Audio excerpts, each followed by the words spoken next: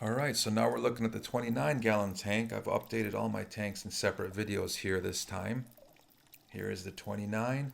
Smaller tanks can usually be harder to maintain because there's just less volume of water, so you got to kind of stay on top of things a bit more. Although I have good filtration in here with a hang on the back filter, a sponge. There's also an air stone.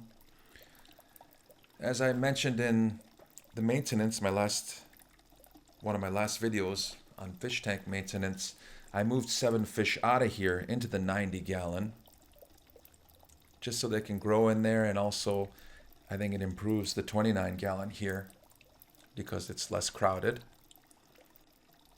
These fish have a little more space to themselves here. By the way, if you're thinking about getting a small tank, go for 29 like this one. Don't get a 10-gallon tank. I mean, it doesn't take up that much more space, and it's so much better. I got a second 29 there if I ever need to, if the breeding gets out of control again, or I just need more space, it's there for emergency purposes. And all I got to do is take that air stone out of there in the upper right and put another sponge filter there on the bottom. So I'll do a video on that actually about 29 gallons, how much better they are than 10 gallons, because they're more than 3 times better. They're more like 10 times better. So I'll explain that later.